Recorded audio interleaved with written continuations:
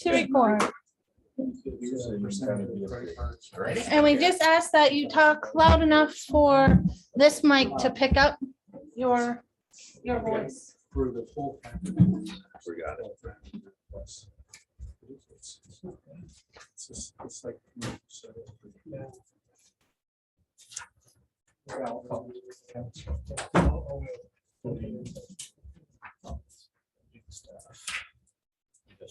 You can have one of each. Tidy.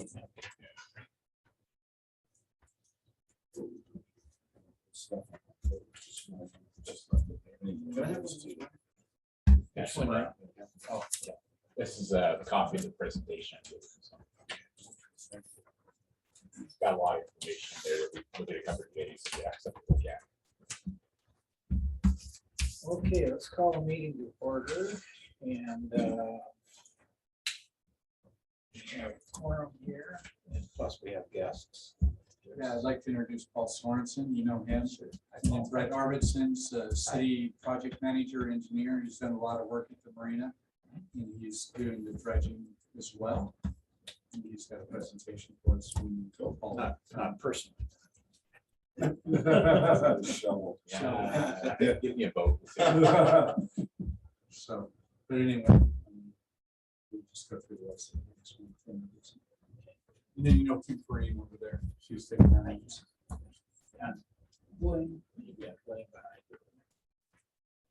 Okay, are there any corrections or additions to the minutes? Chris, I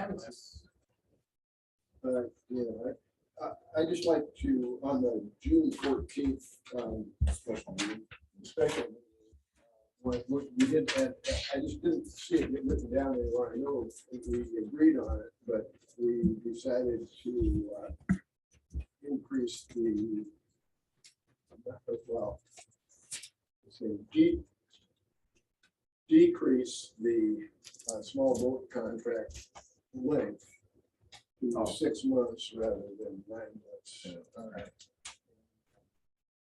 That just didn't get written down. And increase the dollar amounts. Well, yeah, yeah. Oh, yeah, just the length of the discount. We can make that change. Yeah. Is that? It's not working. That was supported Okay. by the majority of the time. Yeah. So, And I think we can go ahead, I'll we approve the June 5th minutes as submitted. And we'll amend the June 14th minutes to reflect the small boat contract change. Thank you. Is there a second? I'll second. Moved and seconded that we make those changes to the minutes from those two. All those in favor? Aye. Opposed, nay? Okay, it's approved. Gotcha.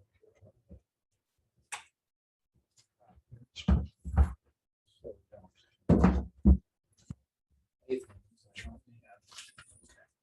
agenda. I can go ahead. Ken, if you want. Okay. Yeah, the next item on the agenda is the dredging project, the informational update. And that's you, sir. Good afternoon. I'm Brett Arvidson. I'm a project engineer, project manager for the city, and I'm working with Chris on moving ahead with the dredging. Talk a little about what we're trying to do today. We're kind of it's a complex subject, so we're going to try to introduce the dredging technical permitting demands. It's a lot of information to absorb, so we want to start bringing you up to speed. We want to discuss potential dredging alternatives. We've done some work on that. Like I said, dredging is a complex issue, and we want to help you understand it. So it's more of just bringing you up to speed today. We're not expecting any decision. If you get any responses, that would be great. Let's say we'll be doing future meetings about this, and hopefully we'll come to a preferred alternative. I would ask if we could hold questions till the end of the session. I'm going to give the technical part, and Paul's going to go over the financials. Then we can hold the questions. Just it helps us keep it moving along because we have a lot to cover today. See by that size of paper there. So we'll talk about what we're trying to do here. We're trying to develop a feasibility plan plan for the dredging of the marina. Our goals are to restore navigability to where we have sedimentation as reduced depths. We want to, of course, maintain a city asset. It is a major asset for the city. Dredging is an ongoing activity. It's not ever going to go away. And we should be planning on dredging every 10, 15 years, depending on what we do. I'll talk a little more about that as we move along. And this also project is first part of a marina reconfiguration. We have a contract with Moffitt Nichols. By the way, Moffitt Nichols are consulting on this too, and Paul's actually working for them. So right now we're talking about the dredging in the near term. None of the dredging alternatives for here would preclude us from doing something if we look at reconfiguration. So they go hand in hand, but our issue is we want to get the dredging going as soon as possible because we have a long lead time on the permit. So trying to get this thing out the door is the best thing for us. Like I say, it doesn't include the full to that, and that's been on a task, but we are moving forward with that also. Talk about project work for where we are. These projects kind of go through several stages. Right now, we are doing a feasibility study. That's the first thing. We're basically trying to come to decision alternatives and get a general direction. Then we go into preliminary design and permitting, and we apply for the permits. And while we're doing the permits, we go to final design. So right now, we're about halfway through the feasibility studies, which is the first stage. Right now, we've got a good feel for what's happening there and what the potentials are, but we need to go through, get some stakeholder input on the dredging concepts and try to get some help in decision making. There's a lot of things, a lot of interim things. So we want to get, your major stakeholder, city council, of course, and we're also going to eventually talk to the public about this also. So we want to get people's input on the You're various. talking the general public? Yes. The voting public. The We'll do voting- something at the yacht club or wherever. Yeah, we have an open house. Because if you ask my neighbor about whether we should dredge the marina, he's probably not gonna say yes. No. Yeah, but we have, Because he doesn't have a vote. yeah, That's right. but yeah, I mean, there's a lot of people in this town and everybody has a certain stake in it. Hopefully we can come to consensus on what we want to do. Based on that input, we'll refine the alternatives a little bit and come to what we call a preferred alternative. And that will take us on into the preliminary design phase and the permitting. We will get the preliminary design, then we apply for the permits on the preliminary design part of it. There's also a lot of sampling and water quality issues that I'm not going to talk too much about today, but there's a fair amount of work there also. So talk about background. Of course, you're well aware we own the marina. You guys are the Marina Advisory Board. And last time we dredged the marina was in 2010. Unfortunately, we did a partial job on it. And these squared areas here are the areas that were dredged, which were most of the fairways and under FDOC. So there's a lot of areas under the docks that weren't dredged. So that was a $3 million effort in 2010. So I just want to start talking about the scale of it. And also as we move forward, looking at things haven't gotten any better since then. So we kind of shot ourselves in the foot a little bit. We're happy to play some catch up with this round. I'll go more in detail that a little bit. But anyway, when we did the 2010 dredge, now I want to talk a little bit about what causes the sedimentation. As the storm waters, as the storms come in from the south, they kind of hit there at Windjammer Park and cause a reflection. So we have sort of a circulation that kind of goes into Naval Harbor. Some of it goes to the west, but because of the current coming in, now also gets pushed in the other direction. So this is a satellite photo that was taken in 2009, and it kind of shows the low tide, and you kind of see there a line there that happens. That's where the currents kind of go. That's sort of the edge. So it kind of runs up and wraps around, and you can see the marina there looks like a little hole in the bay. That's because we dredged it. So if we hadn't dredged it, that line of sandbar would extend around to the other side, so you kind of see. It'd probably be dry with a marina. Yeah. That's bit, parts of it. And it's, yeah, I've got like several years, and sometimes we'll share that with you, but you know, you look at where Flintstone Park is, that little area, that area is actually filled in substantially in the last 10 years. So the sediment kind of goes that way and kind of swings around and actually comes at the marina from the north. Can you hold that for just 1 second? This has never been dredged. Right? Now, I would say that's probably not, well, I was actually, the Navy actually dredged that way. Yeah, it back. was dredged, but when? Yeah, Well, in way back, 42. Yeah. Yeah, I think the last time in the 60s. Yeah. Because you got to remember, all of Windjammer Park in this area it used to be a creek, so that was when the Navy dredging. They put their spoils on where we now have Windjammer Park. So it hasn't been dredged in the recent future, but it has.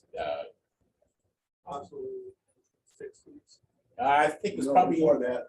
Yeah, it was actually the 60s. I saw the last spill. I followed the photograph for Windjammer, and we had a major dredge at about mid-60s before the Clean Water Act was put in it. That's also the Navy was still running seaplanes there in the 60s, but then stopped. So anyway, so it really hasn't dredged that main channel, but it was dredged in the past.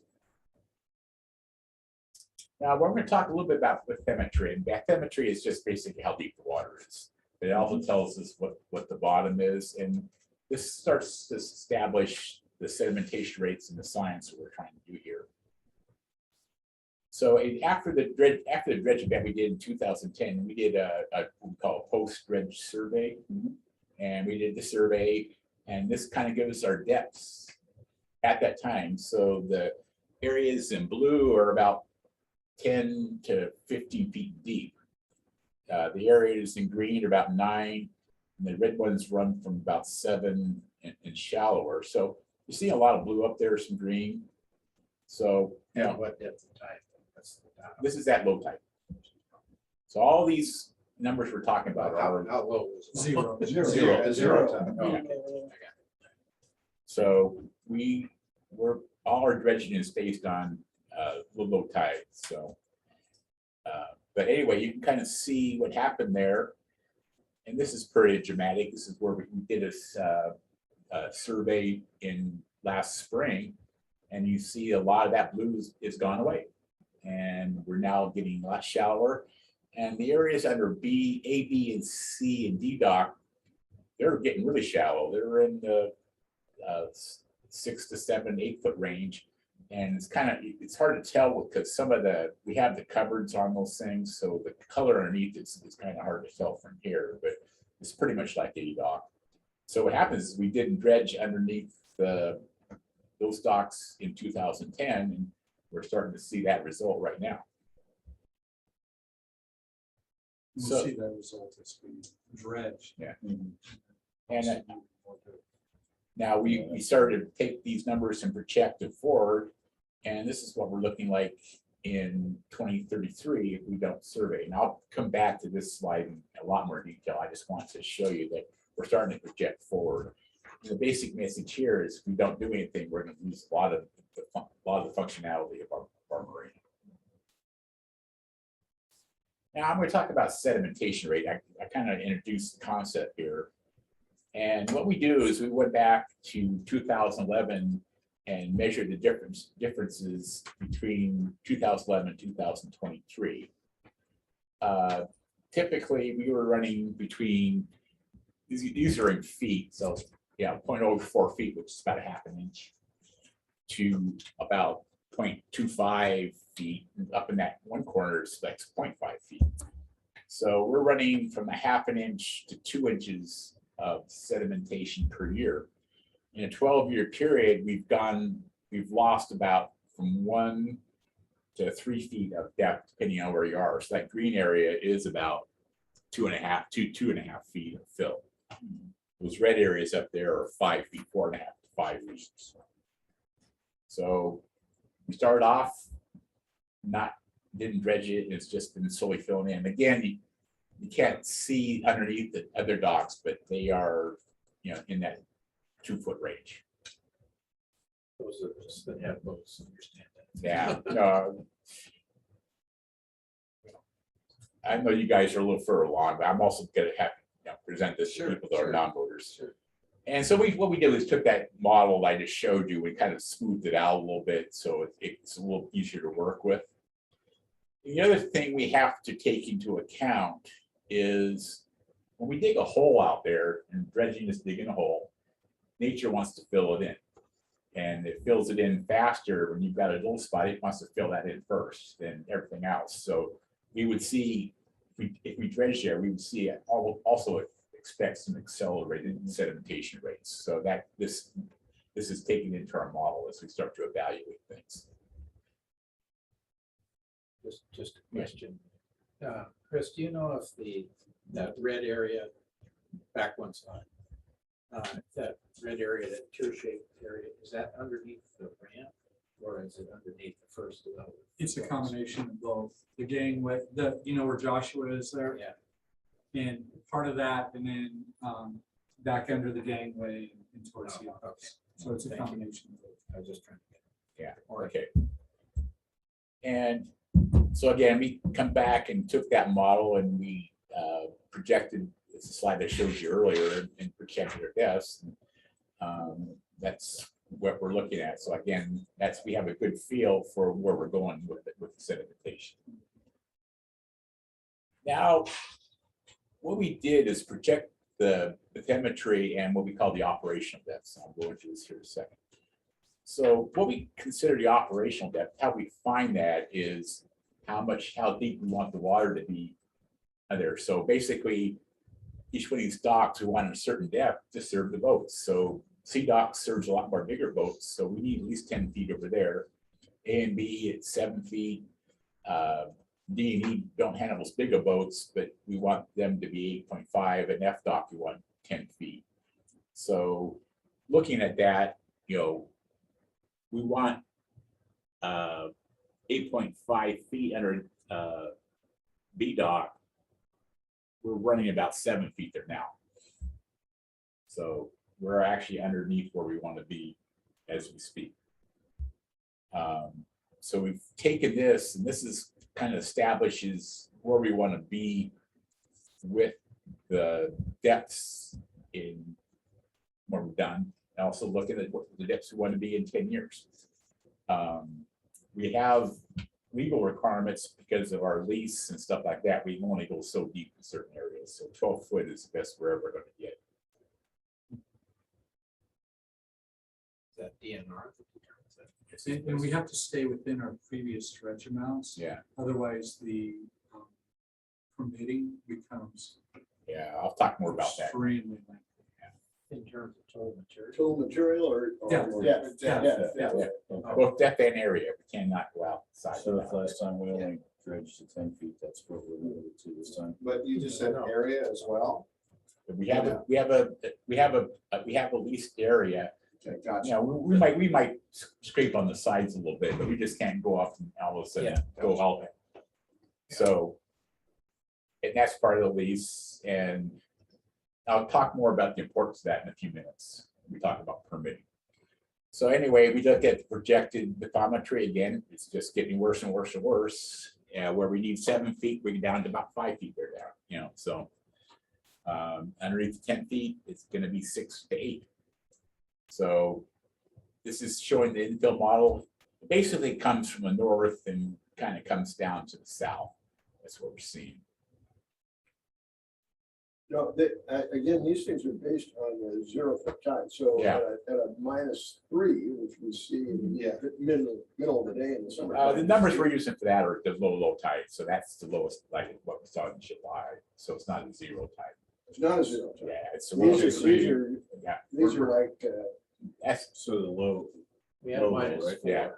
2 days. Yeah. like minus yeah. So that's what we're looking at. okay, So we're basically saying we don't want anybody going to ground any time of the year. all right. That's where we want to get to. That's where That's not where we're at. That's not where we're at. I know, Yeah, I Where we're at is- Yeah. yeah, no.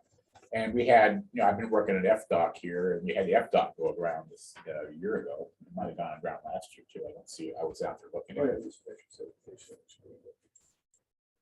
So we're, like I say, for us, somebody going to ground is not a good thing. So when we fix that, so before we get into some of the alternatives and how we're taking this forward, I want to introduce some of our concepts. It has a lot to do with, feasibility, our permitting, a lot of things that drive us. First, I want to talk about our cost estimate assumptions. What we're doing here is an engineering estimate. It's called order of magnitude estimate. It's basically intended for alternative comparison. We're trying to establish, get our arms around the cost and get a high level cost of that, but it is not the construction cost of the project. But these things include mobilization, demobilization, design, permitting, administrative assistance, sales tax. Big cost, of course, is the dredging and disposal. We do have a fair amount of water quality modeling. These dredging projects take a lot of surveying and control of that. And the thing, since 2019, we're dealing with mitigation, and mitigation costs money. I'll talk more about this, but we're also possibly, to avoid mitigation, we can actually do the mitigation within the marina. So I'll go into more details with this. We're talking about removing piles, roof structures, that barge out there, the sling launch, to get mitigation credits. We may, if we don't have enough mitigation credits, we have to go out and buy them. So for each credit you buy, it's about $1,200. So I'll talk more about the amount of mitigation credits as we go through the alternatives. But again, it's an order of magnitude for comparison analysis. We want to be very careful about making sure we're comparing apples and apples. So we kind of try to level everything out as much as possible. It doesn't include the siltation. So if we wait 2 years, we're going to get a couple more inches there. So again, it doesn't include those things. We're just taking where we are today. It assumes we're going to be able to do open water disposal. And we did last time we dredged, we were able to do that. But that's a function of the toxicity study up there. So if we have any toxins there, we could be sent to a landfill, and the price starts to skyrocket at that point.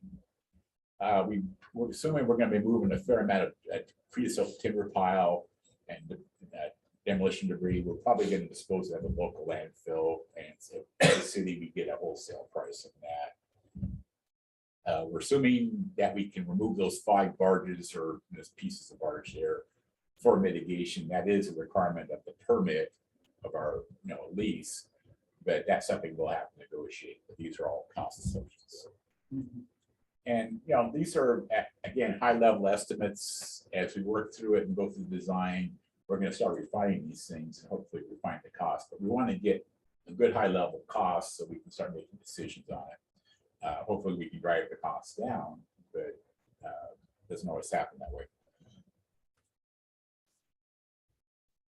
Now, the mitigation has become a big issue to us. There are actions basically since 2019.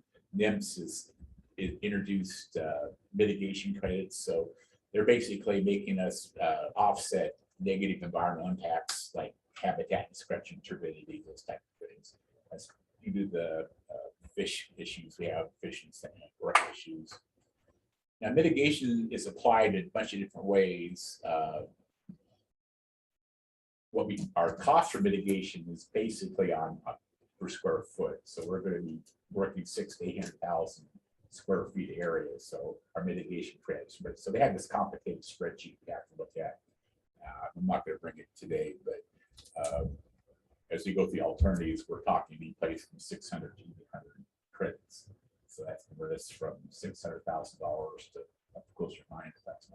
So when you say restoring habitat, an example of restoring habitat would be removing roofs and going to graded docks. Yep.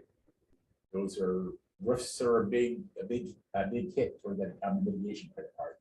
Creosote piles is a nice one. And we can kind of pull some of these other piles we have around the harbor that are not doing anything. But again, these are not minor costs. Right. And the last set of dredging was not dealing with these issues. So again, I want people, so when we look at our cost estimates, we do play it. We're trying to balance some of these costs and deal with that. So they do impact us, just doing the work, designing it, permitting it, all the things that add cost to the project. Our approach is to try to keep the mitigation dollars within our community, in our marina, doing our roofs. We can take these shoreline stuff. So we would like to maximize, rather than send it out and doing some wetland down the Everett, we want to keep it in the heart of the city as much as possible. So that's sort of our approach here. If we come short, then we're gonna have to purchase credits, but we only do it if necessary. And we're looking like we can break even on this. But we also have other projects in the city that we have to realize, like I'm working on the stormwater outfall, those type of things. We have other things that are impacted by these things. So we got to kind of start looking at our mitigation credits as a big bank.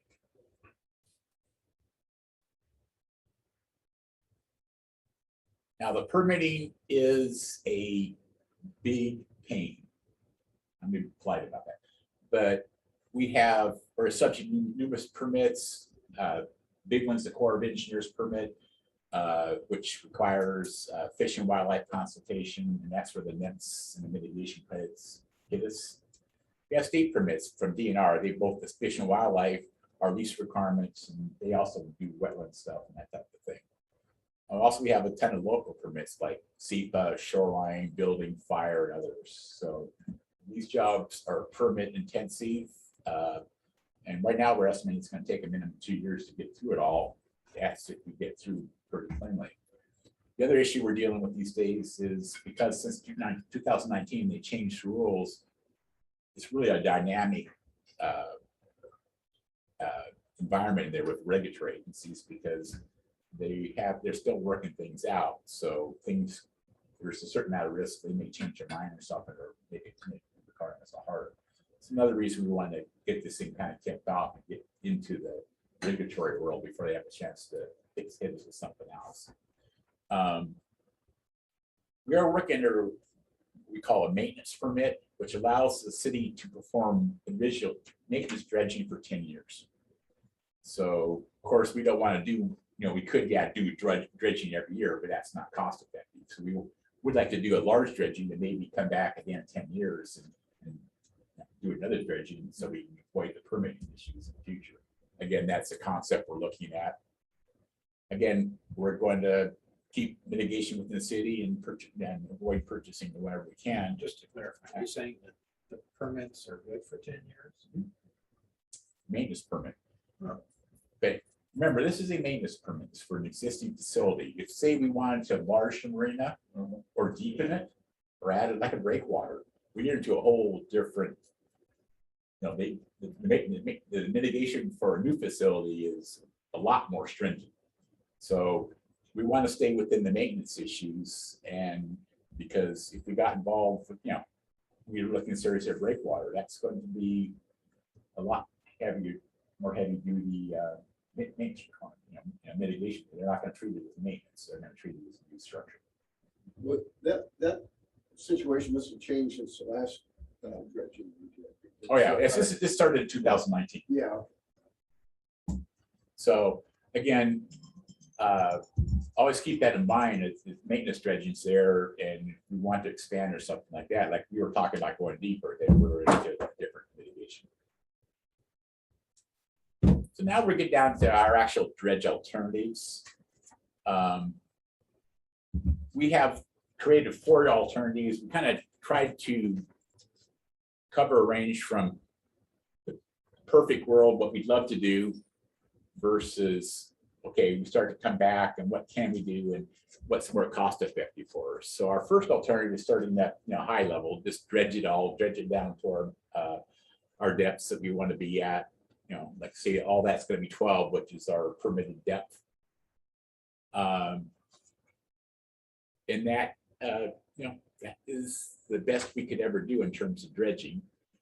That results in about 125,000 cubic yards of material being taken out. And I think it's about 800 square feet or something like that, 800,000 square feet. It might be less than that. I have the number someplace else. So we have prepared a cost estimate for this. We have the quantities broke out both, and you have these tables in your packet, by the way. When we're out dredging in the fairways in the open harbor, it's a lot cheaper, and it's about $36 a cubic yard. If we're in underneath the docks and stuff, it jumps up a little higher because they have to get some different equipment there. It's labor intensive, and that's going to be around $50 a cubic yard. We have water quality monitoring, all the survey stuff. Then we talk about the mitigation. So this alternative requires about 602. Well, actually, excuse me. If you look at the top line there, it requires 867 credits, which at $1,500 credit is close to $1 million. Now we came down and started to offset these with dock removals, taking out the sling launch removal. We're actually looking at possibly taking out a dock. That would be something for further discussion, but it's just something we're looking at these days. Getting timber barges, so you can kind of see there that like B dock removal will give us 100, roof removal will give us 106 credits. And I know that. Is that a financial calculation related to cost, or? That's the cost to do it. So we, but like I say, the cost. Theoretically. Yeah, theoretically. I mean, that's an estimate. But we look at it in comparison to, we're going to spend the money. So we came up with about $900,000 in credits in our cost. So we're putting the money back into our marina, not buying mitigation credits elsewhere. So it's a wash in terms of cost, but it's our benefits are much higher. So again, it's an opportunity cost. Otherwise, we're going to have to go find some place and buy credits from somebody. Could be on the other side of the Puget Sound. You never know. So to read this correctly, and I know this is just an estimate. Yeah.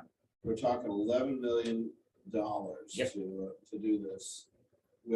That includes a 25%, almost a $2.5 million contingency. Right now, that's the level of contingency we carry at this kind of estimate. And so, because we don't know everything, so we put in, so at this point, order of magnitude estimate, we carry 25. As we get the design, we start lowering the contingency. Sure. But at this level, we want to make sure, because there's a lot of stuff we don't know. Right. But that also includes almost $1 million to remove roofs. Yep. And we still have to buy another $318,000 credits. You're figuring the roof is a cost, but it's also mitigation.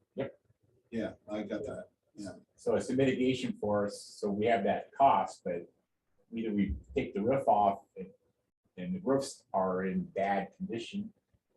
And Chris can talk to that, or else we buy mitigation someplace else. And even with taking that off, we're down buying, you see that additional mitigation, we're buying $318,000 worth of mitigation. I'm sorry, does this include actually removing B dock so it can be dredged underneath at the lower rate, or does it require that the dredger, Moffett Nichols, whoever does the work, digs under the docks? Yeah, there's SMEs and methods. They have a couple ways of doing it. Sometimes they dig. They have specialized equipment that use suction dredging. Yeah. So that's into that contingency. Is it Yeah. possible, Chris, to remove the floats themselves It's so possible. that the dredger has a clean slate, if you will? Yeah, that's something we'll talk a little bit more about. It's something we are looking at. Those are some of the unknowns. So we're trying to, we'll refine these down as we go along. But anyway, so do everything best we can do is $11.5 million. Now, the other thing we have to think about, with this alternative is what's it going to look like in 10 years? So we applied our model to it, and you look at our operational depths, we're starting to get, 9 feet underneath C dock and D dock and E dock, but they're right there. So that really gives us the most bang for our buck. So if we wanted to come back and do a light dredging afterwards, we'd be in pretty good shape and we wouldn't have to spend as much money at the end of our 10-year period. Again, that's something to determine in the future, but the benefit to this one is we get a lot more to happen. So this is the greatest alternative, just costs a lot. So as we look through this, it says, it gives us the most robust long-term outcome. And we'll be pretty navigable in 10 years. So it would be a good place. And I'm going to go through this slide several times as we go through it. I'm just not going to try to do one video. So we developed an alternative to, which is the full meal deal, except we didn't dredge the fairways, especially the fairway between E dock and F dock. And we left that as, it's going to be 9 feet. But you remember, that's a transit area. So if we have a super low tide, a big boat's just going to have to wait till the tide comes up. But to us, this is a nice alternative because it drops other time we were talking about 100. Right here. Oh.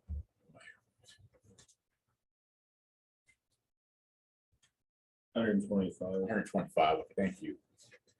Oops, I'm down wrong direction here.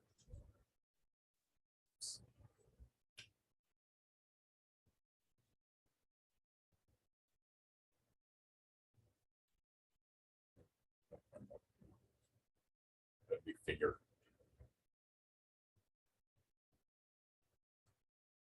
So that drops us by about 25% of the volume. Still extremely functional that way. You gotta go back, but you're on alternative 3. We're talking about 2. Sorry. That's giving the E and fairway, which The fairway. Yeah. E and F. Yeah. But we might be able to knock down that ground. Yeah. This is kind of turning, it's not say well optimized. We would probably go after a little hump there anyway. But again, That's at the area between. on GDOT. So that one, going through the same criteria, we actually drop our credits down to 657. So that really reduces. So at that point, it's only $9.7 million. So we saved about $1.7 million by avoiding the fairways. I can say it's a little less effective because, like I say, we will have some low water times on the end of F dock occasionally, but again, it's worth $1.7 million. So that's kind of the decisions we have now. So, and I can say that's more of a seasonal issue too. So alternative 3 is we came in and tried to say, okay, what's the least we can really dredge and make it happen for 10 years? And that's kind of relative, but we tried it. So this actually dropped us another 10,000 yards. So we started optimizing the areas in the fairways underneath the various docks and try to kind of match them to the sedimentation rate as much as possible. That cuts down on the yardage by about 10,000 yards. Cost-wise, it's a wash. It comes down to $8,000. Mitigation credits are just a touch less. I actually did about the same because the area is the same. So that is certainly an alternative if we wanted to lower costs more. But again, we start running into a lot more issues with those docks under C, D, and E are going to go shallow faster, and it's going to require a lot more extensive dredging in 10 years.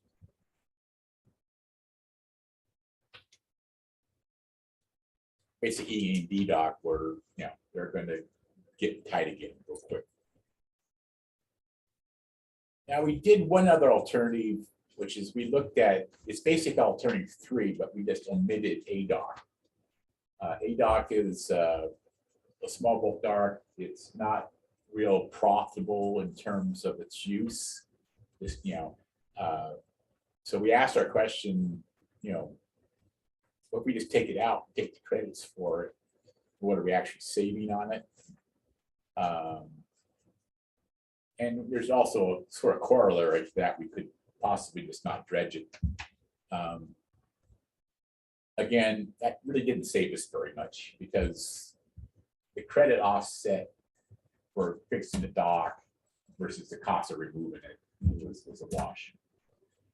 But it's something we would certainly think about. And then I asked the question, well, if we just don't dredge there, we do cut down the dredging, that we'd still be able to use a dock. It just it's gonna be real shallow, but like be a kayak dock or something like that. But again, we're not proposing that. We're proposing this as an idea, but it's something we need to take the conversation. There's a lot of people that want to use it, but from an economic point of view, it's a money loser for us. So. And I think we have ample room in the 28 category to do those boats. Yeah, and it's all it's predominantly sailboats, right? And if the roofs are removed, now they can go in. Yeah. So, and you can put the 28-foot boats that draw 18 inches of water. You can put them on. So, like I say, that's something we're certainly looking at, and we just want to make sure put it out for you. But that helps us with credits. And again, basically, A dock is pretty much shallow, but the results are pretty much the same as alternative 3. It'll be unusable. At the low water. Yeah. So like I could say, but I could say It would it's be 7.5 feet, right? At mean low water. Is that what it would be? Up until 10 years. It'll gradually. it'll sediment, and that also is it's a high sedimentation area.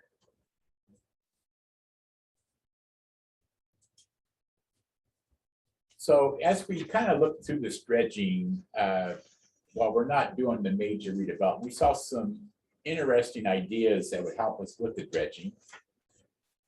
And part of it is moving fingers from the west side of B dock to make dredging a lot easier.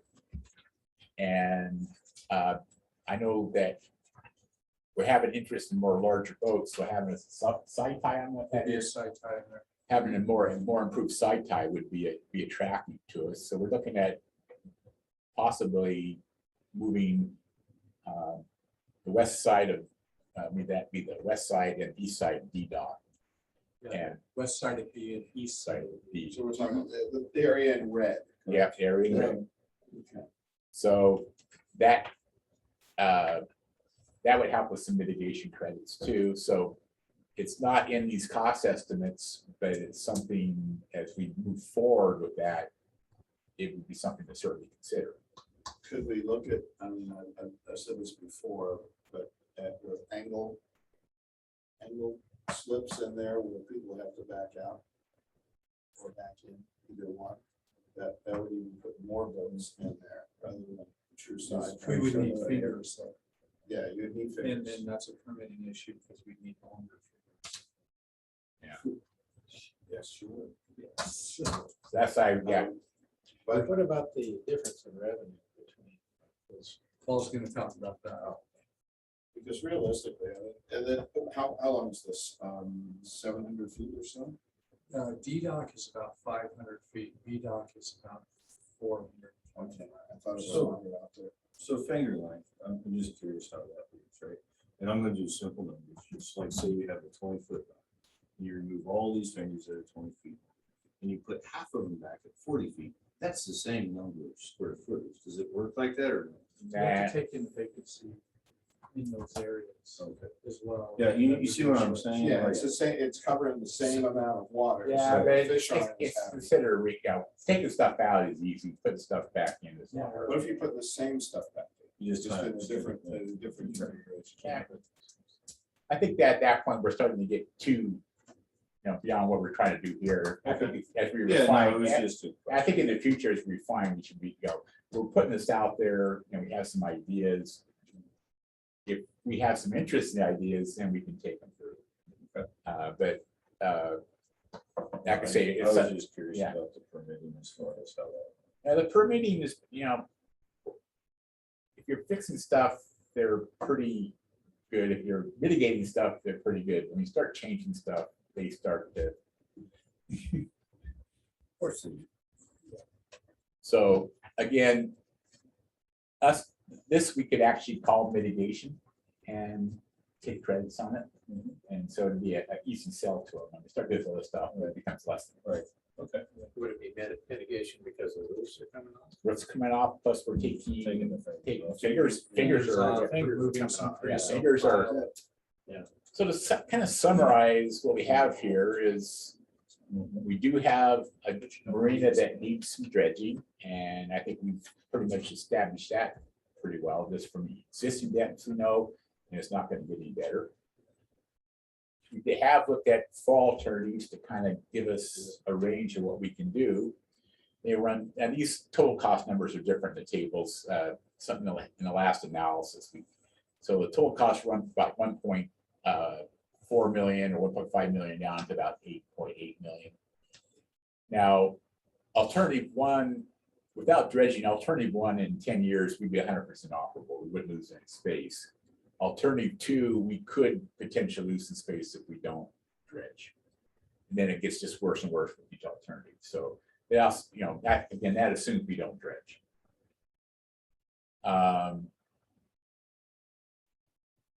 Like I say, the quantities are based on where we are today.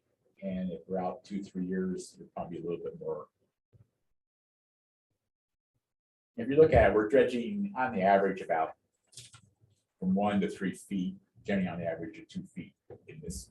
So these depths are allowed. We're allowed to 12 feet. Except for that one layer. So if tomorrow you put in the application for our permits, it would be a minimum of 2 years before we saw them. That's what we're planning on, unless they get real efficient. What- FDOT took 18 months when we were there.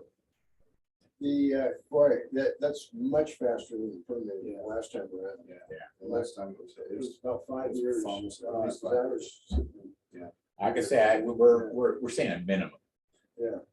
And I just don't want people thinking that we're gonna, apply for a permit and start leaving tomorrow. And again, it's also how do we package this thing so it's attractive to them? You mentioned the Army Corps of Engineers. Did they have a seat at the table? Yes. Even they are the. within the marina?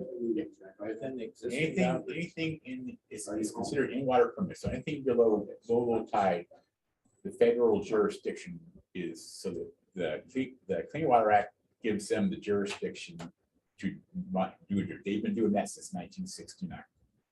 Even though they haven't recognized it as a federal waterway. Yeah, It's the way worth it's- protecting, and so that's madness. But, No, that's actually how it is what it is. Clean Water Act is written around navigable waterways. And so back when we dredged Windjammer Park, that was before that, in 1969, when they passed the Clean Water Act, that was a big part of it. So any dredging, if you're even doing a stream up in the mountains, that's considered navigable by the definition. And so you got to deal with the Corps of Engineers that want to deal with it. And any wetland, any in-water work, that's. We can float a boat. Well, even floating boat, some of these streams, they have control over, you can't float a boat on there. Everybody thinks it's gonna be navigable. The law, it's been established since 1890 to consider the waters feeding as part of the navigability. Actually, there's been a Supreme Court case. I'm getting going out of way here. Yeah, there was just a Supreme Court case on that this year.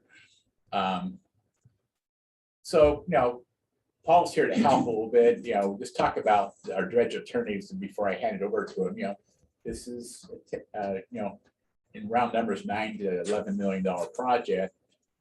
you know, it's gonna be funny, it's gonna come from a variety of sources. Right now, we see grants, cash reserves, capital revenue bonds, marine revenues. These are all the things we'll be looking at, and we'll be turning over every rock, and we have gotten one grant already. Nice thing we have is we do have some current bonds that are coming up for retirement, so that'll be freeing up some cash for new debt service. We'll have a apartment mortgage, but I kind of wrote this as generic, but Paul's No, gonna it fits right in. take it over from here, so. Can I go back to the permitting process for just 1 second? When you apply for a permit, do we have to know exactly, is it that specific that we need to know exactly how big the dredge is gonna be and how many cubic yards we're taking out? What I would suggest is we typically apply for the permits that we call 30% design, so we have a very good the scope of that. What I would suggest is that we probably start design on something like alternative 2, whichever we want to do it, and then we always can scale it back. So But you can't skate. scaling up, then you got to start over again. So. Start on alternative start with- 1, Start back with, up. the whole. Yeah, yards. and that's part, you know, as we go through this conversation, eventually we want to come to select an alternative, then we'll refine that alternative. Maybe we'll talk about some of these other issues, you know, maybe say, oh, we're gonna take this with the alternative 2, but we're gonna take the hump or whatever. So once we get a general direction where we want to go, then we'll take that alternative and take it another level up. And then that's gonna be the basis of our feasibility study. Then we'll start design based on that. You probably have it in here. What's the difference in cost between permitting, say, for alternative 1, which is permitted? The cost of permitting is the same. The same, well then, yeah, so. But Yes, for everything. it's, Yeah, what- yeah, it- what it's is it? different. The difference in cost is the mitigation. Okay, So- so why, when we're going for the permits, we would go Yeah. for a permit of the. Yeah, then we just scale it back. Yeah. So, And just so I know, if we intend to do alternative 1, which was the entire. Yeah. That's our entire basin. So that would allow us, I know we talked about, we can't modify things. But one of the first things you said was this land does not account for a redesign, a reconfiguration of the marina. if this alternative 1 would basically be compatible with any redevelopment. Because we're taking it down, we're taking it down to the maximum depth that's allowed by our lease. Yeah, so it makes perfect sense to me that you add, because eventually we want to reconfigure the marina to best accommodate boating in this century. Yeah, And so, I mean, we don't want to be stupid about this, you know, and if we're gonna ask for it, you know, let's make a basin that we can reconfigure to optimize our revenue. We also have to take into consideration 10 years, when none of us are sitting at this table, probably except maybe Ryan. They're gonna want to dredge before that permit ends. And looking towards the future, if we go with one of the lighter alternatives, they're gonna have the same struggles that we're having right now because of what we did in the past. So that's a I mean, there's, out of all the things that we worked on as a group, I think this is probably the one that's probably going to make our legacy down the road. It'd be the hardest decisions we have to make. Well, it's either we have a marina or we don't. Right. Yeah. But we can do a little now and keep limping along, or we can. We can also, Yeah, I think we can also spend almost $12 million in the basin. And then how do we fight the battle for the channel? You know, that's Actually something we can't do, because it's not us. it's not us. We don't have a lease on it. We don't own the water. yeah, we can, we're already starting that. All right, God bless you, Blaine. Yeah. There you go. I met with U.S. Representative Larson on Friday, and I already started that. No, like I said, that would come through the Corps of Engineers, and yeah, like Glenn says, It's federal.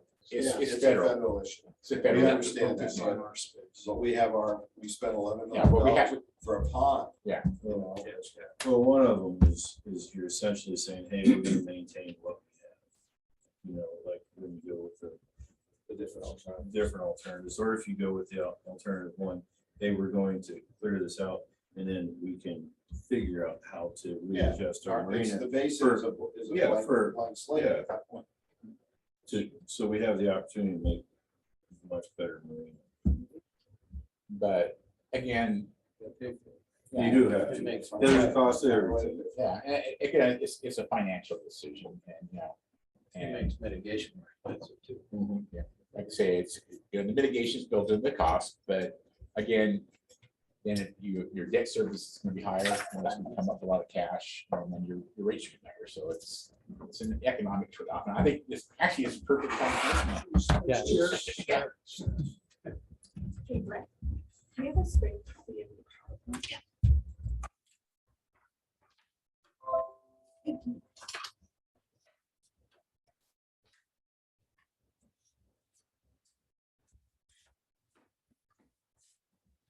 Well, y'all are familiar with Paul from VST. And he's working on, he's working with us on the rates and other things, but he's also working on the dredging with us. And he has a presentation to share with you regarding costs and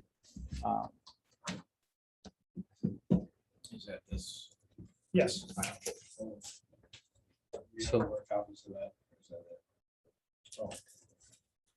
Where's that? I can get, I'll get somebody else a copy. I just brought this from you.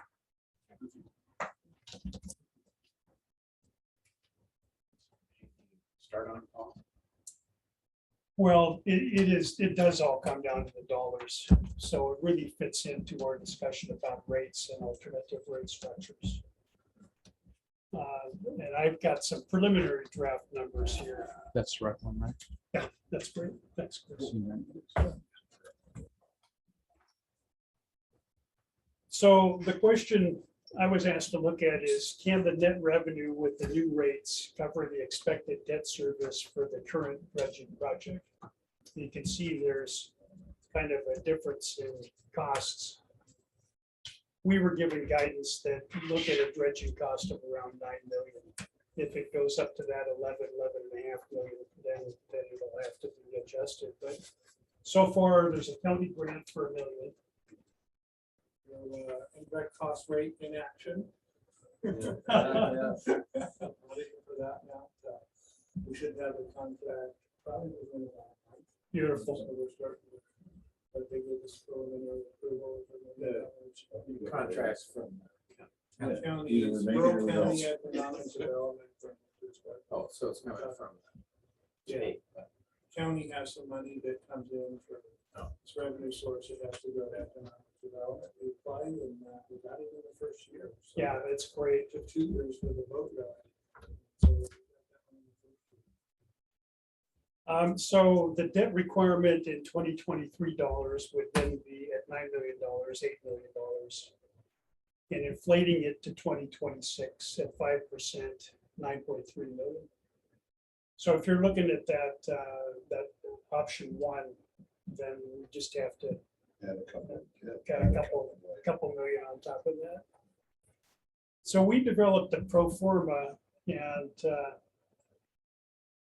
wanted to show you some of the results. Basically, the debt service isn't covered for a few years. There are some shortfalls, but they can be covered by the reserves. However, this doesn't include anything like replacing the breakwater, getting the permits and actually doing the construction on the redevelopment or the dredging in the 10-year cycle.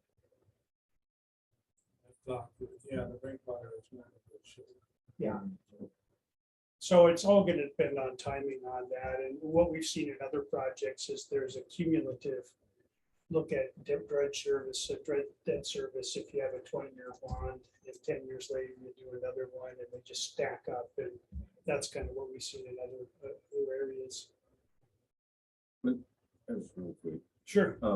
Cause I just probably forgot, but when we talk about the replacement of breakwater, is it replacing the breakwater that we currently have or building a new, better breakwater? It's replacing breakwater. in the same Okay. location. Yeah, I was thinking like maybe, like this big concrete thing, you build a big wall in front of it. That would be nice. It would, and that would stop you. You stop a lot of Sections yourself. from the old- Yeah. No, it'd be. Now you're getting into a whole another series of permit issues. Okay, I just wasn't sure if we were talking about building an Yeah. actual breakwater or just putting the new. Because there was a breakwater there. That was. That's the right question to ask, Ryan, is how do you get all of the pieces? So we're just looking at the Right. debt service for the existing. Okay. That's. Can a breakwater be done with rocks that requires less of a,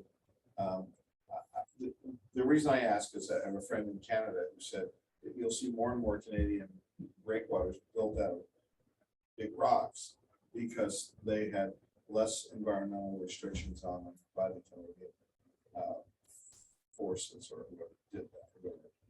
Is that the same here? Instead of big concrete things? Ministry of Natural Resources. Yeah. You know, what we've seen of the Canadians is their environmental laws are a lot laxer than ours. sure. They allow things. Creosote pilot in downtown Vancouver is still an accepted process, and we banned all of that. Well, how about the rocks though? Can that The be done rocks, on natural type You breakwater? can do breakwaters with rocks, it's just that you're gonna have a lot more of an issue. And I'm not sure whether you guys have discussed that, the breakwater. You've got some flow through, and it looks like most of it's coming around, but some of it Yeah, gets we trapped. actually by the get flow. flow coming underneath there. That's why that FDOT doesn't fill in as much as the other area. 'Cause we do- Yeah, what they talked about, because we did ask that question about putting the rock jetty in there, essentially, the breakwater. And they talked more about putting steel wall. So. Great wall. Who's they? Moffett, yeah, With yeah. engineers. They said And there'd that's be- what we see a lot more. Because you have to think about it is we're mitigations per square foot. Yeah. And we, you have Steel to, can be- you have to go, you come up once, you're gonna be like 50 feet wide by the time you get to the bottom. Sure. And so driving pile is, well, it's expensive and sheets in there, but actually, if you do a lot of it, the price is gonna do it. But again, it's still a mitigation process, just less. They shared that they don't normally like to do that. They like to come up with other models because that's not very attractive, especially at a low tide, right? When you're behind it. Yeah, the one that was brought to my attention was Sydney, was Port Sydney, if you remember, we were all there. Right. Yeah. It's a rock. Yeah. That would be attractive if Yeah. they were behind that, because Yeah. there's sea life there. and Yeah. stuff. Yeah, a The lot of steel or the shell older show, times, shell show, yeah. or Des Moines, or Yeah. any number of them. Yeah, but I'm thinking if you ever come into Anacortes yacht. Cap Center. Not, I can't stand people. The other Oh, one. the other, yeah. Yeah. Of course. And of course- Anacortes, my parents had their boat there for Yeah. years, but they had a cheap pile It's a wall. permeable way. Yeah, So so does, it is. Camp San. Yeah, Timbers. Yes. but this is Creosote really a pile. good discussion, because all we're talking about right now is doing the dredging. No, And then you have to add on to that, replacing the breakwater, replacing the floats for that marina in the future. It's expensive. And then also 10 years from now, however much that's gonna cost. Any ballpark on that? 5-6 million? For dredging again, Yeah, I would say the dredging costs are not gonna go down. yeah. And so, You won't need to remove We won't the need to barges remove or it. the roofs. yeah, we won't, but we still have to mitigate, so, Yeah, you're running out of things to mitigate. yeah, definitely. yeah. yeah. We're getting the easy stuff out there. And the target creosote pile. So I would say, yeah, we probably, if we do a good, it's also a function of, if we do a good job of knocking it down. Now, 2010, we're seeing results of it because we didn't do those areas. So you look at them now, they just filled up. And so if we knock it down, next dredging effort will be much less because we're not going to take out as much. So it's sort of a life cycle cost that, as you look at it, cost of knocking it down. So if you look at it, we spent $3 million to do a light job we did last time. We're talking 11 to do a real job with the mitigation. So Ideally, with a breakwater, you deal with the 70%. Right. I don't think we're. It's good. You had your way, you try to get the sentiment you talked about where it doesn't come in as much. It'd be pretty hard, like I say, it gets into the cost and mitigation, so I think the best, from my point of view, yeah, you like to do L around it, and stop it. But then also you start putting all that sediment down out to your channel that we can't get at. And you create stagnant water. Yeah, the amount of material that's suspended is not gonna go down. Yeah. It's gonna go somewhere. It's gonna pile up somewhere. It's gonna pile up somewhere, but also when you start changing the current, it's gonna carry, so there's been some talk about putting a jetty out by Flintstone. All you can do with if you put a jetty there, it's just coming down and it's gonna go out there and fill our channel. So we'll have a nice, we won't need it because we won't be able to get out of the harbor. For some reason, that's a popular idea. Yeah. Okay, so just looking at the black line there is net revenue before debt service. And you can see it goes up with the rate increases that we projected in 23, 24, 25, and those start October 1st. So it's a partial year of the 23 rate and then 3/4 of it's in 24.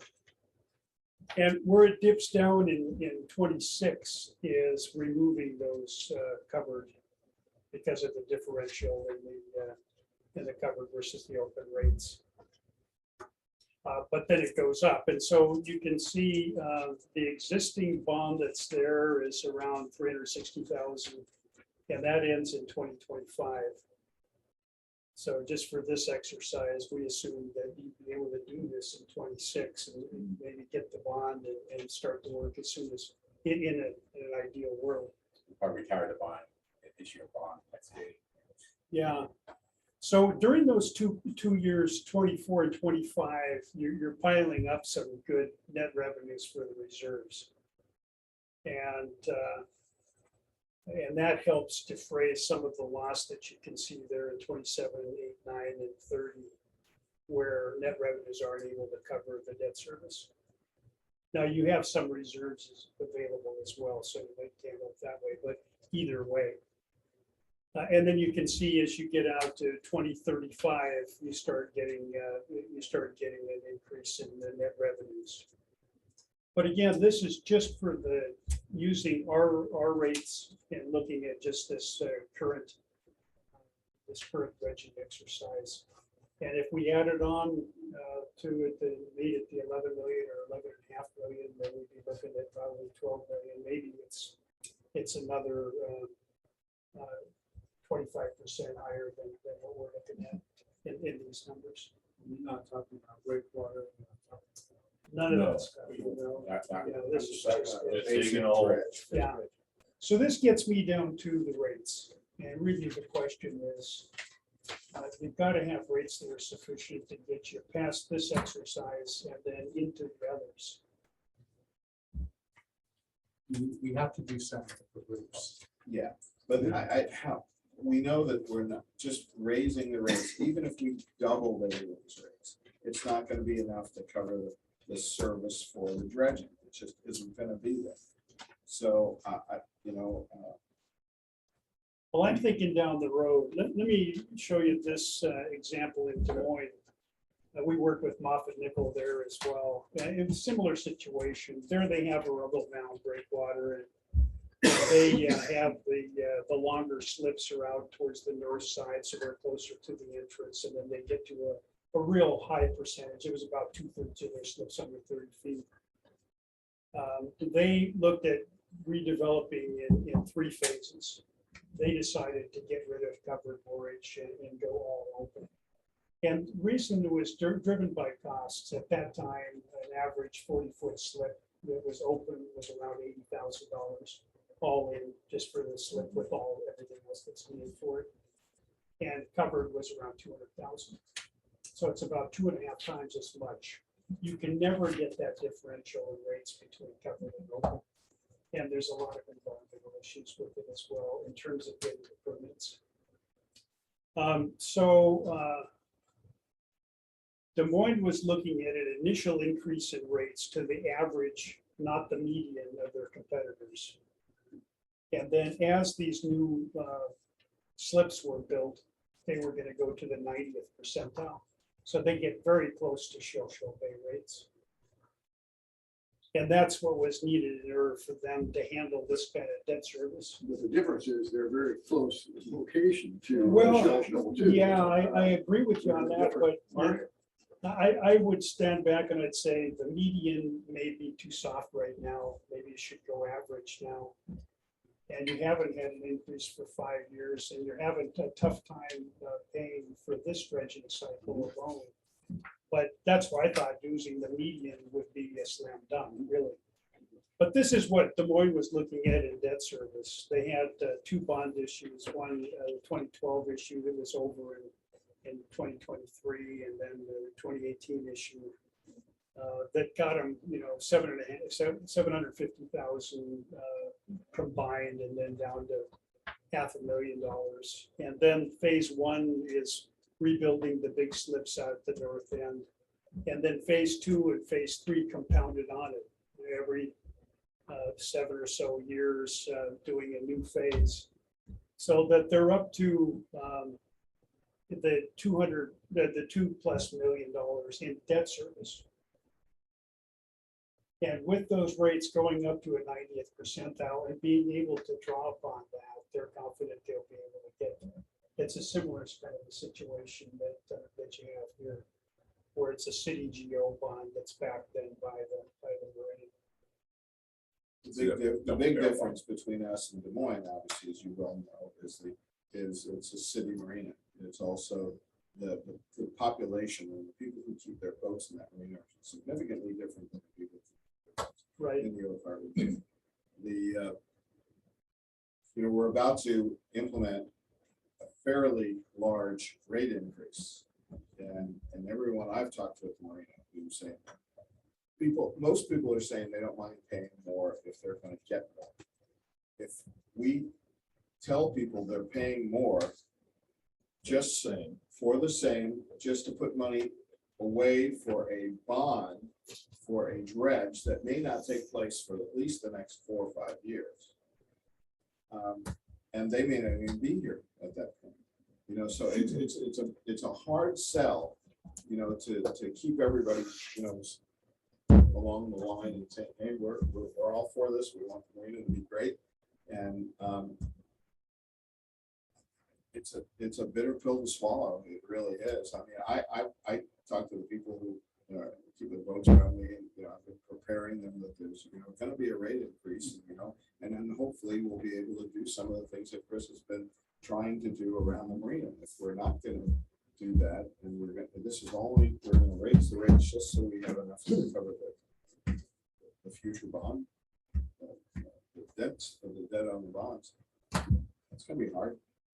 There are going to be an awful lot of unhappy people. A lot of people will leave. They will leave. I'm telling you. I think that there's kind of this perception out there that we're raising the rates for that. Yeah, that's part of it, but that's not the whole thing. We're not sustainable right now. We're going to have catastrophe and run out of money. We all understand that, but it's also, we understand. Yeah. And it's our job to make sure that the people who we talk to on the daily basis understand that as well. But we also have to, we're talking about putting away money to service a debt.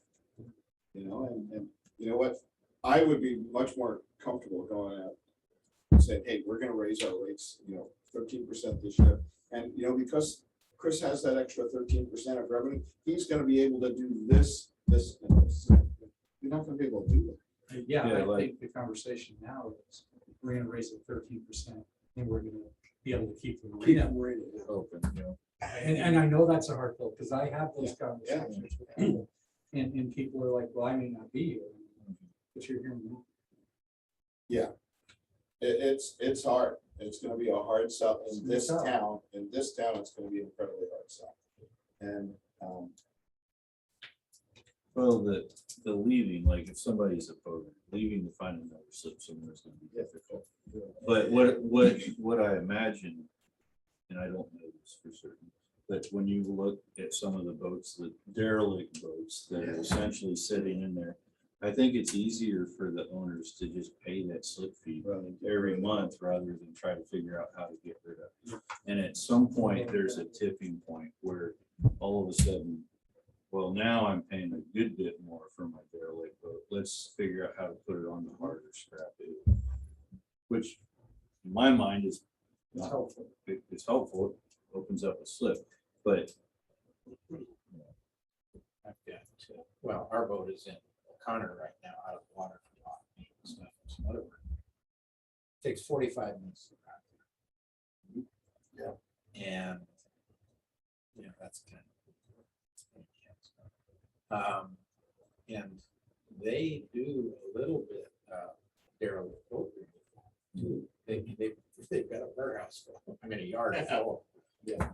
But they just finished munching up the boat.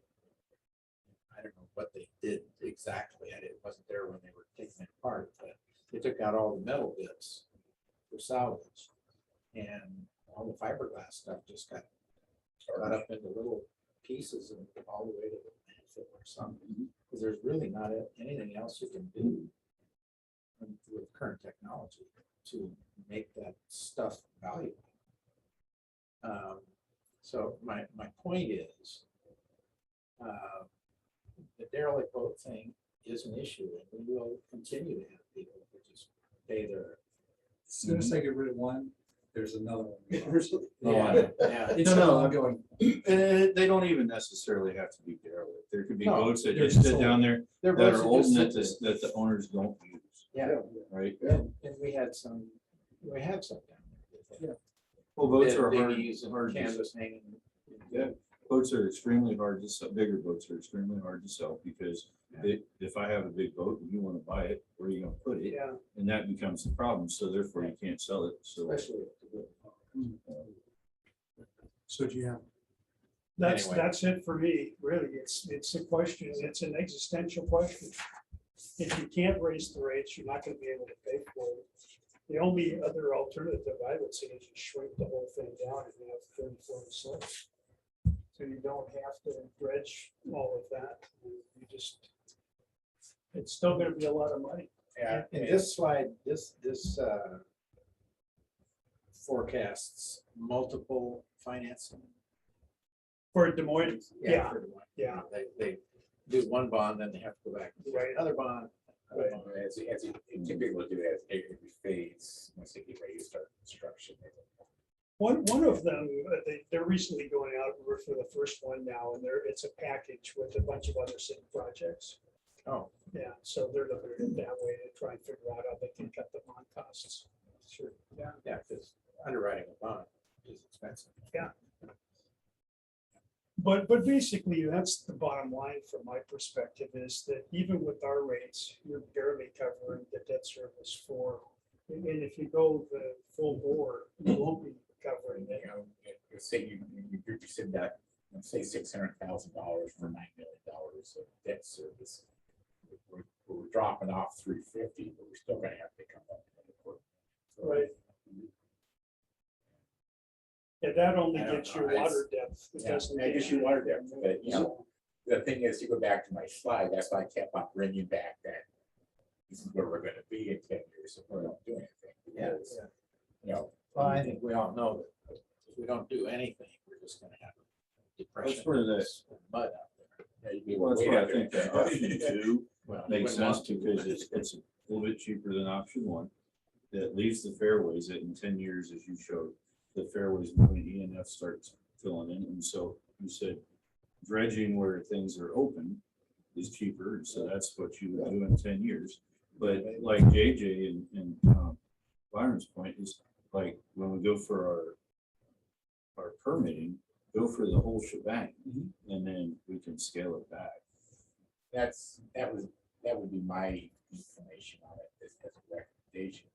The cost of permitting is there, but that gives us 2 years to figure out where we're going. Like I say, it's easier to scale back and just say, yeah, we're scaling back, and then we don't lose. As soon as we want to change it to the other way, they're going to start. Yeah, you can't scale it up. So So they're going to start us all over. It really gives us 12 years. Perhaps, yeah. So that kind of leads us to the, we've been talking about rate increases and so forth. And just as a footnote to that, the city council workshop on the 23rd, 27. 27th. Took any, no, no, the last, Oh, the last one. Oh, I thought you just. no, August. Anyway, that was a topic on the agenda, and I kind of kicked the can down the road a bit. The consensus that I was hearing from the group was that the BST model was the way to go. Well, most of those people aren't in the bills. Yeah. You know, so it becomes kind of a philosophical discussion. But as we commented before, you know, in this marketplace, that's a tough one. It's a big sell. Yeah. And the sell is easier if we could go back and say, and I think the city council would, at least the ones that I can talk to on a personal basis, they would be more inclined to go with the BST model if there was definitive things that increase in services that the marina could see, tangible things. They're going to replace the power pedestals up and down, replace something on DDOT. If we could go and say, look, we're asking for this much, this is the rate increase, it's and keep the marina going, but this money gives me the opportunity to do this. Well, we haven't figured that in. Right. What I'm saying, but that, We haven't talked about anything other than dredging. but that's the sell. I mean, in my mind, you know, you have to get people to willingly do this. So I feel like, you know, I've been to the council twice and I've talked to them. You know, I think that they want to go to the UST routes, and I think that it's conceivable that when I go before them again and go to the workshop, this 27th, I think it is. Their big hang up now is they don't want to vote against you guys. That's what their big hang up is right now. That's what I felt. Didn't you feel that? Tim? Yeah. And I think Well, that because, you know, we do this kind of stuff. Yeah. right. No, we're talking. And we're the ones who pay. Yeah, Yeah. That's right. they're not. Yeah, so I think that as we look at these rates, as we talk about these things, I think that we need to revisit these and then select one and present it to the council. The staff recommendation is right now the BST rates, because I know they're a hard pill to swallow. I know that it's going to be more expensive than we want to be. And I know that the immediate results isn't brand new power pedestals or this or that. There was talk of painting the bathrooms at the council level, and I'll surely do that. So you can sell that. I'll paint it myself. If I have done it before. But those are the kind of. You volunteered Shirley to do it. Yeah, Whoever she did. I was going to say Blaine will do it. He's sitting behind. But that's really where we're at. But I do think we need to have another discussion on these rates.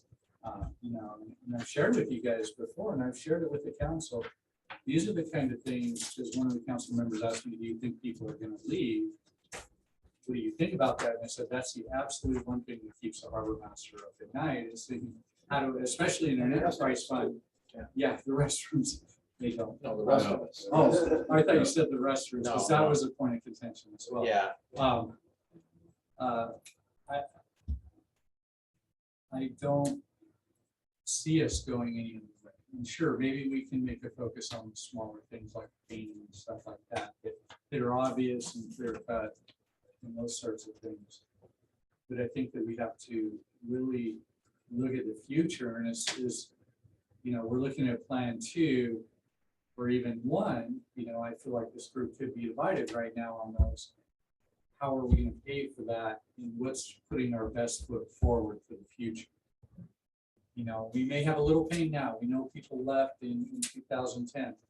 That was a whole different reason why they left. That, in my opinion, was not handled well in the sense of the new dredging fee and kind of the confusion that created. What we're talking about now is rates. Do we, tangentially, do we know whether DNR is going to say, well, you're adding value to your marina, so your lease rate's gonna go up, and the 12.5% tax is gonna go up. Not in the foreseeable future. The way the DNR works, it's actually governed by the RCWs. And I want to say it goes by the CPI and the appraised value of the property. Ours has actually gone down. In the first year, we paid a partial year. The second year, we paid a full amount. And I want to say it was 32,000. The last one we paid was about 30,000. But they want a lot. Well, they can't really go above that because that's what the RCW says. That's that's what the RCW says they can charge you. Where they want more is they want the uplifts. Yeah. But we're not gonna do that. As long as we have the title, we're in control. When we have the title, they have to sue us to get it. And they have not shown an inclination to do it. With regards to the rate increase, I just like to point out that we're, these two proposals, I think they're fairly close, and I don't really have a huge, Which two proposals? the CST and Ryan's proposal. I I think mean, but what I'd like to say is that the urgency about this is if we've got every month that we delay putting this rate thing in, we're losing about $10,000 or $11,000. And we talked about last spring, we talked about this rate increase was going to start October 1st. Well, now we might be talking about December, and that's just not very acceptable. I think we've got to get something done and fast track it through the council, but how it was actually being done so that we can get things started at least by November. Well, if we go, this is my forecast. If we go with the VST recommendations, it's a no-brainer for the council. Yeah. Because we hired an expert. And he had to drive, quite a few miles to get here, so he's an expert. No, I didn't drive enough miles to make that. He has a stage. 50-mile. 50 miles and own a briefcase. Yeah. and he did a market analysis to try to. But he knows his stuff. That's the difference. And they understand that. So, I wasn't trying. No, understood.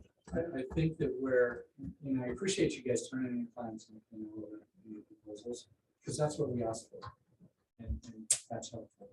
Where the council is really struggling is passing on, in a sense, some of the big boat rate to the small boats. They're having a really hard time with that. So when, Honestly, I do too. so when the small boat rate goes up only less than $20, you think that's enough to drive them out of it? Multiplied times the number of boats. Sure. So if you have a boat and you have the convenience of having it in the slip down there, and you have to pay $20 more a month. Is that enough is that the tipping point for a small boat? Well, Like, where is I the don't know. tipping point for a small boat? Like I said, it's $18, I don't $22, know.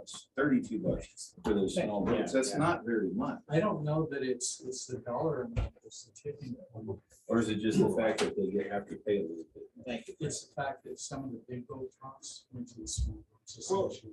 that's good. Not entirely Where do you- true. where do you- how do you get that? Is if you look at the VST plan, Sure. Yeah, and if you go to this chart here. Right. yeah. Okay, if you look at the top of that, across the top, 2023 monthly, for example, Mhm. and you look at the 24 open, VST was recommending 7.5% for the 24 open rate. And then if you go to the bottom, say the 40-foot rate, 14.1%. Under Ryan's plan, the original plan, that dropped down in the 40-foot category to 11.5%, and the small boat went up to 9%. Yeah, well, it's still, you think, No, they're not, it's not the money issue. It's not the money issue.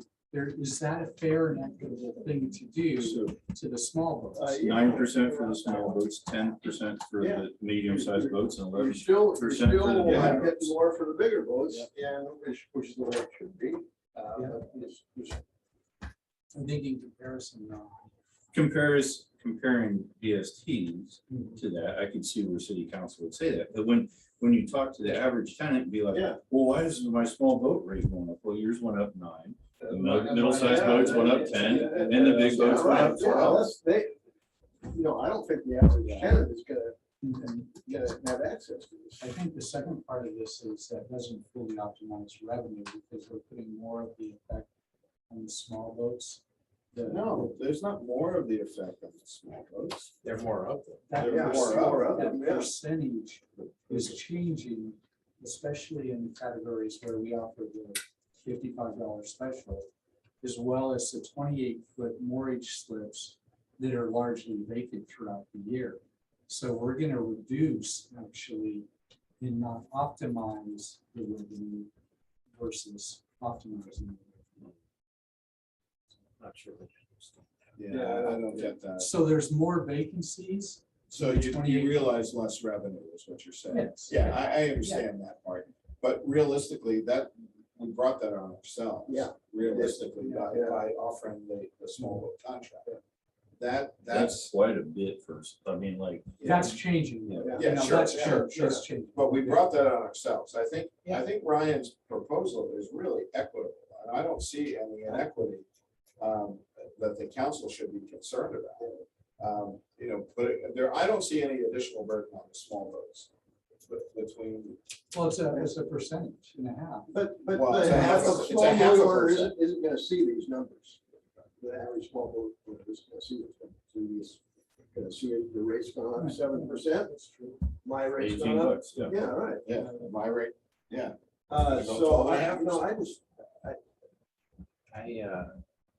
So Tangent. Yeah. I was amazed when I was a mortgage loan officer for a couple of decades, that people would go, oh my gosh, the rate, all this stuff. And then you'd say, okay, your monthly payment is going to be X. And you'd say, oh, I can put that. It's the percentages didn't bother them. Percentages throw them off when they see the dollar. I would just jump in here a little bit on the smaller boats. They're the ones that can easily move. Yeah. They can decide. I know on that. That's right. And they can't. And they've also got, Sure, a and lot they of them are will. fishing and Yeah. those fishing opportunities are declining.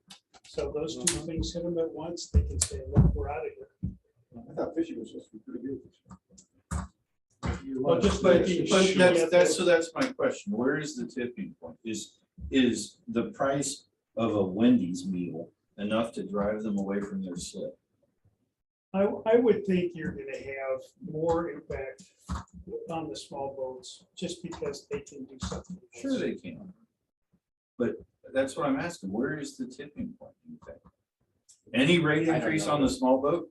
They could just be like, screw it, I'm out. I could do that right now. Well, it isn't much. The only way that to they're find paying out is to now. implement it. Right. And then Now- talk about it a year from now. The other part of this is that it's changed on the small boat program at the trailer park from 9 months to 6 months. Yeah, right. And it's And that- increasing. And that seems, that to me is what's fair. I mean, that it seems totally unfair that those guys get 9 months. So then they're paying 6 months at the larger, at that Yeah, higher rate. yeah, then. So that's, if I were in that position, that's what I'd be thinking. about. What's my other option? Well, my other option is to trailer. Yeah, but then you're But then taking, you're gonna lose that slip then they're gonna have market to somewhere trailer it else. for crabbing season too. Yeah, That's the yeah. deal. And they scramble to get in there for the crowd. Yeah, they do. I don't remember, did we, and I'm sorry for my senior moment, but did we do away with the slip and fence parking at the same time? No, We're still, so you can. that's the get 9 months we're That's the talking 9 about, that months, we're yeah. shrinking to To 6. 6. 1 to 6. And it's So we took increasing. 3 months out of that. Yeah, I'm sorry. Now, the other thing I'd add on, when you have the dredging fee put on in 2010, it was $1 per foot. I think it was more. Well, I'm just thinking about it, it was a unit per foot. Yeah. And so looking at it on a square footage basis, what that meant and what the increase was for the small boats, it was a lot bigger increase Well, for sure. them than it was for any Yeah, others. no, So So, you have one. and they were very sensitive to it then too. a lot of them moved out. And thus we came up with the $55 deal. So, but So you're right, that's- they're close. They're real close. I'm concerned that, you know, if we're talking about 11 or $12 million just for this first effort, that our rates aren't gonna be high enough to pay for that. So you really need to look They're down not. the road and. They're not, They're we're really- never gonna put enough away, because things will come up that Chris has to fix. Well, And he's gonna, and those reserves will go down. yeah, Because God bless him, he works, I don't know how he keeps the marina together as it is right now, but it's gonna happen. So we can never rate increase ourselves to the point where we can pay for the dredging. It just will not happen. So we'll have to explore so many different options as far as, you know, Blaine was able to get $1 million from the county. You know, we'll have to find ways, and the city may just have to pony up some money. You know, Yeah, has there been any talk about geo bond? Well, yeah. I've had some conversations. Yeah, I mean, that seems to be what they're gonna have to come to grips with, because Yeah, if they there's stuff don't, to they're come out of gonna the rates. they're gonna be spending money to take out the money. That's right. Good. Well, there, for the first time that I can recall, the council has actually not taken it off the table. That usually it's, oh, well, it's an enterprise fund, it's got to pay for itself. End of subject. And that really isn't being released much. No, I think the council right now, we have some. But they we have don't some- have any money. No, but we also have some champions on the council Yeah. who have the marinas best interest at heart. I think there's a few. Yeah. And that's Well, I good. can think of two. We have a bunch of other ones that are Yeah. hard sells. We have some that are certainly willing to listen. They listen when I talk to them. I would And think then some that, you know, again, in the environment that we're in, and I don't like to say this necessarily, but I think the environment that we're in, going with the recommendation of BST, as far as getting to the next step, which is getting city on board, sort of thing, is the way to go. Yeah, but the city should be on board with the Bradley proposal as well, because it's very similar. Yeah. But in my mind, it's a little bit more equitable, quite frankly, and I think it's probably would be easier to sell.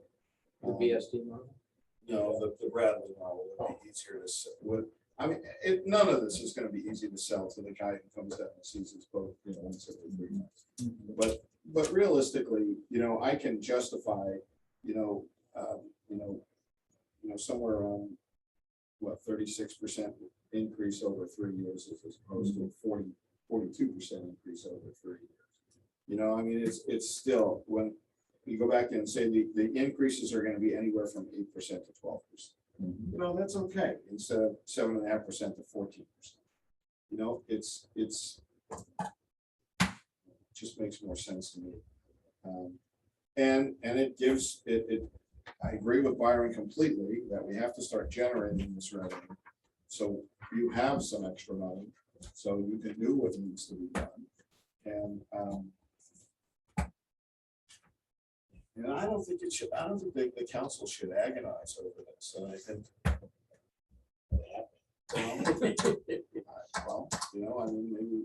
I don't We think need to make should it- agonize. we need to The make it two- simple Yeah, for well, the two proposals, I think are Yeah. pretty reasonably close, aren't they? So, Well, Well, I'm all for the Bradley proposal. we can have to- Hey, you got me to agree to a big rate increase. So, you know, I'm not a Democrat, you know, I've never seen a rate increase.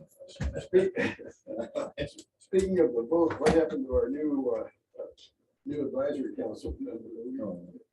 I've submitted the names to Mayor Bob. there's a process. And All right. I'm waiting to hear back. Can you say who? or no? Not, No, it's, Fair enough. so, but there should be, we don't really have a process within this committee of having kind of veto. No. And we probably should, because a lot of the players Comcast or people that have stuff. Sure. And occasionally somebody could just. Maybe it's wherever, the other way around, whichever way it goes. And, there's no point in living with that kind of stuff. So, I think it's important we go to the council workshop, just like, if they have questions. Yeah, I was planning to do it last year. I was out of town. I'll send out a reminder. Yeah. Okay.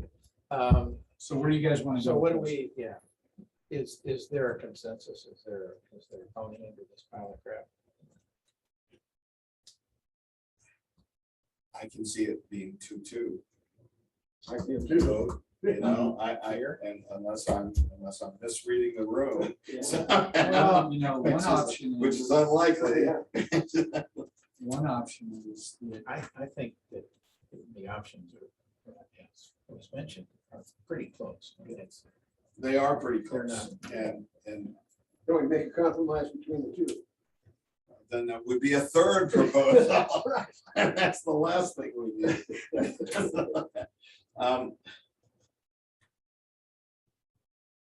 What we need is a motion. one Now- thing that could happen is if you did select the BSC plan, you get them to approve it for 3 years, which they're willing to do. Revisit it in a year and see where we're at. And then if we I was want to just gonna take say it that. back to council, we can take the Marine Advisory Committee recommendation back to council and say we'd like to revisit this. Okay, so But we want to get to 3 years in case it goes well, so we don't have to do this whole exercise again. What is the criteria for going well? We don't have empty slips out there, is that the criteria? Nothing crazy happens in the Yeah. next year. If Probably true. if Nothing we crazy, I haven't like that. fiscally Yeah. shot ourselves in the foot, then, we will have more information. What do you think? well, revisiting it's kind of a moot point, because if you say, okay, the big boats, we're gonna raise their rates up 14%. And then in a year or so, we revisit it and we said, the small boats really didn't complain. We want to keep the big boats at 0 and we want to move No, I the think- other ones up to make it more equitable, Yeah. then that'll be, that would never sell. No, I So, think we need. to Either be you do committed it to gradual or you rip the Band-Aid off and say, here you go. Small boats get a 7, big boats you get a 14. I think, That's just not right. Yeah, it just isn't. It doesn't sit with me. Like there'll be no going back, whatever it is. That's true. Well- If we go with my proposal and all the small boats, like you say, bulk over $18, then we have empty slips. But there's enough people that are purchasing small boats that I think that you'll get more people that I think. There's not, the bigger boats are. And yours wasn't even $18, was it? Yeah. No, it was even less. Less, but I'm just, Okay, I'm gonna go with these guys here.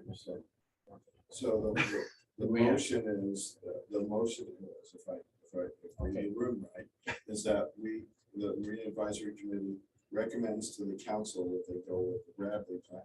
Here, forevermore known as the Bradley plan. That's what I refer to it as. Thank you. So when they come knocking on my, what is this 4% increase? I said, go see Ryan Bradley. just as a question, is that a 3-year? Well, we had initially proposed, Yeah, that would be a 3-year proposal, which is a pretty good increase over a 3-year period. We should be.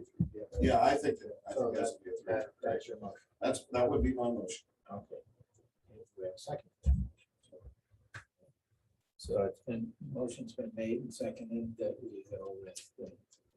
That we recommend to the council that the Marine Advisory- I did it. It's my fault. No, I think I may have to move. we can't, yeah. I think we all know we can't do that. I mean, that's just, so around this table, we need to be able to talk freely and not bear an undue burden or something. So the motion as it's made is we go with the Bradley plan and 3 years with the option to review in a year. I'm okay with that. You okay with that? No, yeah, I'm okay. Review and see where we are, see how it's going. Okay. All those in favor? Aye. That's what I'll say with the marine advisory. And, it's not light years away from the other recommendations and so forth. In a couple of meetings. I don't think anybody has an appetite to get into the rest of the events, or the rest of the categories. I think we already said. Yeah. Yeah. Do we have- I was reminded that walking the docks. Do we have special event pricing? That's in the municipal code. I think it states it's 2 times or 2.5 times. We have the built in, Because- like the hydros pay, not our tenants. They pay the regular guest mortgage rate, like he paid that. Right. But I believe that for the hydros, we're at $1.20, they were paying $2.40 or $2.50. Did you charge them any extra, by the way, for the marina services that were provided, like taking all that stuff out to FDOT? I was just kind of curious, because I saw. all of that. Because it's not the music festival. That's one of them It's a too. draw. That's one of them. So Yeah. I was just trying to 4th get it of on the July. table so that we understand that. We have the Yeah, special 4th of July is rates, we have probably the a big event- one. event Yeah, rates. yeah, And we have a bunch of folks at Anchor. yeah, I can't charge them. Yeah, we can't charge them. But they want the restrooms. If they sink, we'll go off. Exactly. So- I have a quick question. Okay, so Someone pass that resolution. Yeah, yeah. The question was, the storage sheds. Do you know how much U-Haul is charging out on the highway? I heard it's super expensive. Yeah, it's kind of expensive. And It's heated. I don't Some- think all some of of them. Some are heated. Do we have a waiting list of people who want those sheds, or do we have empty sheds? We have. We do, okay. So I was kind of curious. It's like, I came across the Seropolis, we're looking for another storage shed. I said, no, ours are empty. So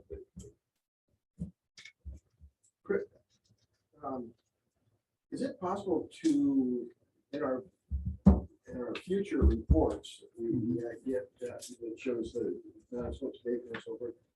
Can we get a, do you adequately, you access the number of resident?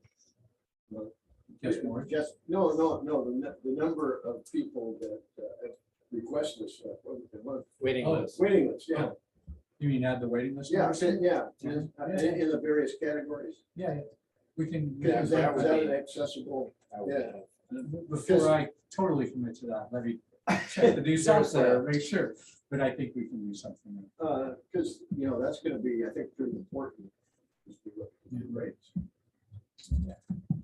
also, I'm still angry with DOT, Chris. Oh. Yeah, somebody else told me that. Because they don't accept Woodby on the bank. You can't, or Heritage Bank is not one of their You're records. talking about updating this, right? Yes, Does just put, Does it show? it shows vacant slips, but it doesn't show Just put a waiting list. just put wait list in the number. Yeah. Yeah, I think she can do that. So, DOT, can you pressure them to add Woodby on the There- bank? I think they said in an email to another person that had Ruby Island Bank about 3 weeks, 4 weeks, that they're adding banks all over the country. Because we looked, and we bank with Woodby Island Bank, we bank with Savvy Bank, who is not on there as well. Mhm. So Yeah. we had to drop off a check. Yeah, they're working on that, so. Actually, now, built, That was Bill. This is service that would be on the bank. You just, you tell them to write it, mail it. Really? And they do it, yeah. I did for. Yeah. I gotta go ask. It's Ted. free. My, I gotta go does ask that Ted. through Wells Fargo. Wells Fargo was one of the ones that DOT could do you could just put on your routing number and they would. They managed to screw up a few other things. Yeah, and the amount of emails is just. Well, I have just 16 just a emails. quick thing, the utility, the electric Yeah. bills are supposed to be consolidated. It's coming, It's coming. coming. That's the whole And thing. they're adding banks. Yep. Some of the local heritage bank. Saturday. Can I put two boats on one? And that's coming to. So, Yeah, So, it's continually under development. so is the, are the developmental issues at the Dockwell level or is it local? It's The bulk of it is Dockwell, the electrical is us. So we are part of this price changing. We're changing from charging in base fee and kilowatts, because that's where their problem is, to just kilowatts. So What about the ones who are on the it's just Non-meter. a flat fee. Flat fee. That's, And they that's can it. deal with flat fees. Yeah. So But the rest of it is under their development. are there any Dockwell related things that we didn't touch on? Yeah, how about the monthly email? How was your stay at Oak Harbor Marina?